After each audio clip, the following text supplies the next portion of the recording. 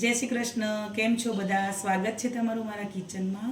આજે આપણે સૂકા ચણાનું ગ્રેવીવાળું શાક બનાવવાના છીએ. તો ચાલો આપણે ગ્રેવીવાળું શાક બનાવવાનું ચાલુ કરીશું. મેં પહેલેથી જ અહીંયા પેનમાં તેલ ગરમ કરવા મૂકી દીધું હતું અને મસાલા માટે આપણે ડુંગળી અને ટામેટાની પેસ્ટ, આદુ, મરચાં અને લસણની પેસ્ટ, લીલું લસણ બજારમાં આવી ગયું છે તો લીલું પણ આપણે યુઝ કરશું. તો લીલું લસણ અને મીઠું લીમડું અને રેગ્યુલર આપણા મસાલા. તો ચાલો આપણે બનાવવાનું સ્ટાર્ટ કરીએ. આપણું તેલ ગરમ થઈ ગયું છે તો ચાલો આપણે હવે રાઈ એડ કરીશું.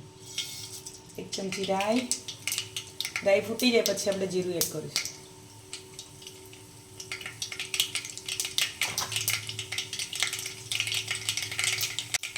જીરું એડ કરી દઈશું. આપણે હિંગ એડ કરીશું, હળદર, કઢી પત્તા, આદુ લસણ મરચાંની પેસ્ટ,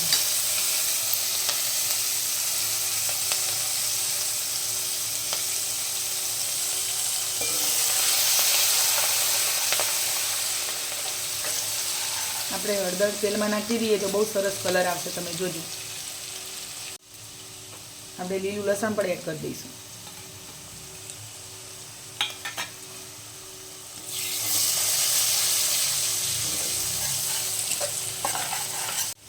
આપણે ડુંગળીની પેસ્ટ બનાવી છે તે એડ કરી દેવાની છે.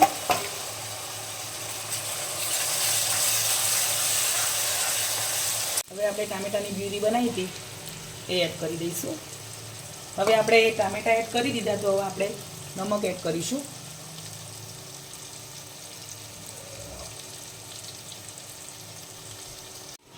તો હવે આપણે બાકીના મસાલા ગ્રેવીમાં એડ કરી દઈશું. ગ્રેવી આપણી પાકી ગઈ છે.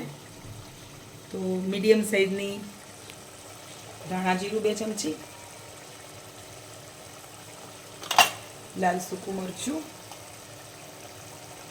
મરચું અને મીઠું તમે તમારા ટેસ્ટ પ્રમાણે એડ કરી શકો છો, તમને જેવું તીખું મોળું ભાવતું હોય એ રીતે. હવે આપણે ગરમ મસાલો એડ કરીશું. આપણે જો આવી નાની 1 જ ચમચી ગરમ મસાલો એડ કરીશું, વધારે નહીં. બધું આપણે મિક્સ કરી દઈશું. ગ્રેવીમાંથી તેલ છૂટું પડે ત્યાં સુધી આપણે ગ્રેવીને સરસ મજાની પકાવશું. ગ્રેવીમાંથી આપણે તેલ છૂટી પડી ગયું છે, જોઈ શકો છો. તો હવે આપણે એમાં ચણા એડ કરી દઈશું. બોઇલ કરેલા ચણા છે, મેં રાત્રે પલાળી દીધા હતા. તમારે વધારે રસાવાળા કરવા હોય તો તમે પાણી એડ કરી શકો છો. એ પણ એક્સ્ટ્રા પાણી એડ નથી કરવાનું. આપણે જે ચણા બાફ્યા હોય એમાં હોય ને એ જ એડ કરવાનું છે. જો આટલા ચણા મેં નાખ્યા છે, બીજા ચણા મેં આ રીતે ક્રશ કરી લીધા હતા, એનાથી ગ્રેવી એકદમ ઘટ અને સારી બનશે. તો આપણે સાથે સાથે એડ કરી લઈશું. હવે આ બધું મિક્સ કરી લઈશું. ગેસની ફ્લેમ થોડી ફાસ્ટ કરીશું ચણા એડ કર્યા પછી.